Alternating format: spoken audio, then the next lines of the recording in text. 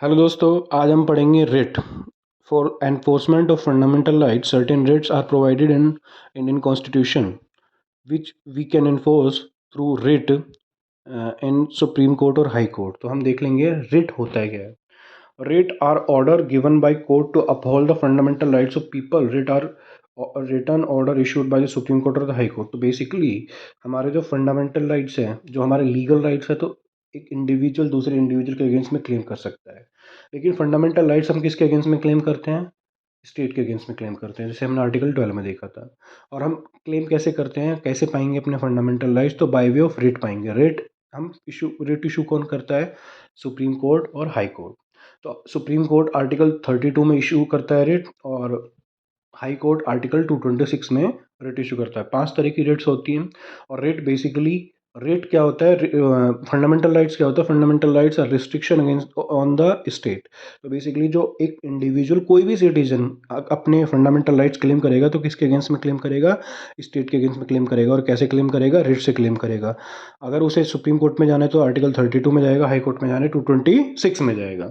5 तरह की रिट होती है। पहली रिट है हैबेस कॉर्पस, वो भी देखेंगे अभी। दूसरी मैंडामस, प्रोहिबिशन, सर्सरी और क्यो वारंट। ये 5 तरीके रेट है। तो जैसे मैंने बताया कि फंडामेंटल राइट्स हम हमेशा क्लेम करते हैं, किसके अगेंस्ट में करते हैं?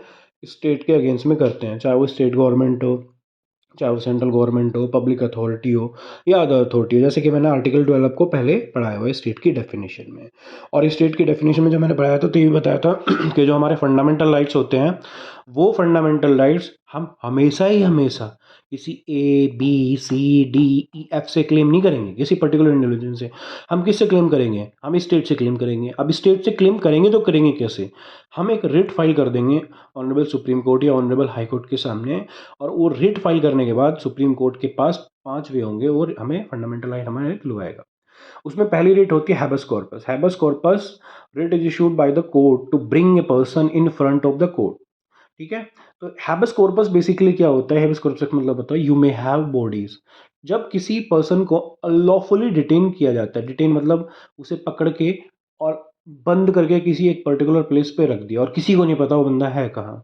ज़्यादातर अगर पब्लिक अथॉरिटी उसे अरेस्ट करती है और अरेस्ट करने के बाद उसका पता ही नहीं चलता, तो उस कंडीशन में हम ऑनरेबल सुप्रीम कोर्ट या हाई कोर्ट चले जाते हैं। क्योंकि अगर आपने आर्टिकल 22 पढ़ा होगा तो आर्टिकल 22 में साफ साफ लिखा हुआ है कि अरेस्ट करने के 24 घंटे के अंदर अंदर पुलिस को प्रोड्यूस करना होता है मजिस्ट्रेट के सामने। अब सपोज करो पुलिस या इन्वेस्टिगेटिंग अथॉरिटी से प्रोड्यूस ही नहीं कर पा रही या कर रही, तो उस कंडीशन में हम एक रिट लगा देंगे ऑनरेबल सुप्रीम कोर्ट या हाई कोर्ट में, हैबेस कॉर्पस। और ऑनरेबल सुप्रीम कोर्ट या हाई कोर्ट ऑर्डर इशू कर देगा कि उस बंदे को हमारे सामने प्रेजेंट करो। Prohibition rate. प्रोहिबिशन रेट क्या होता है कि बेसिकली जब कोई लोअर कोर्ट जो होता है, जैसे अगर हम बात करें लोअर कोर्ट की, तो हमारे इंडिया में हायरार्की दी हुई है। सबसे बड़ा कोर्ट होता है ऑनरेबल सुप्रीम कोर्ट, उसके बाद हाई कोर्ट, उसके बाद डिस्ट्रिक्ट कोर्ट, उसके बाद सिविल जज। अब सपोज करो कोई डिस्ट्रिक्ट कोर्ट या कोई सिविल जज, या अगर सुप्रीम कोर्ट के मामले में देखिए हाई कोर्ट, अपने जो जुरिडिक्शन है उससे आगे जा रहा है, अपनी जुरिडिक्शन से आगे बढ़ के काम कर रहा है, तो उस कंडीशन में क्या होएगा?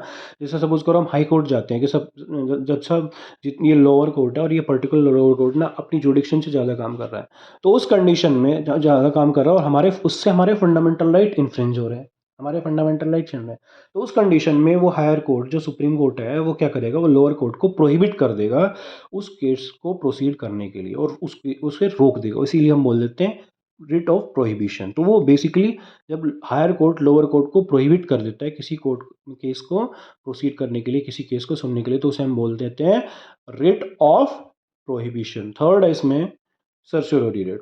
Certiorari can be translated to be certified or informed. The court issued the writ to lower court or tribunal to transfer certain cases pending before them or pass the order.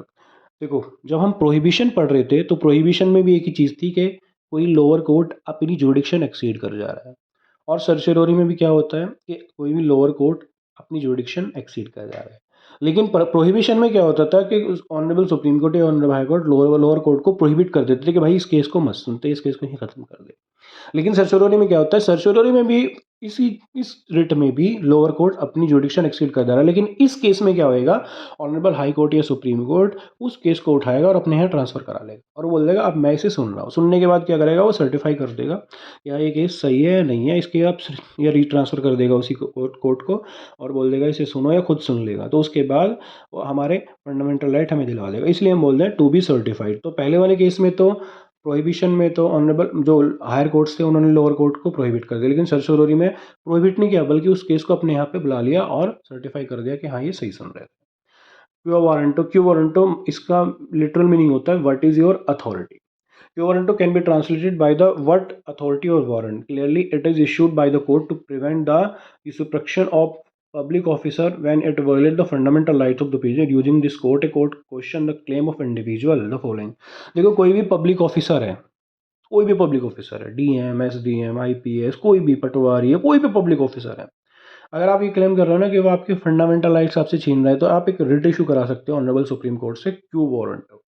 उस condition में supreme court उस जब कोई fundamental right आपके छीन रहा है, उस पब्लिक ऑफिसर ने कोई ऑर्डर इशू किया है, तो ऑनरेबल सुप्रीम कोर्ट या हाई कोर्ट उससे पूछेगा what is your authority, why you are snatching this particular person fundamental right.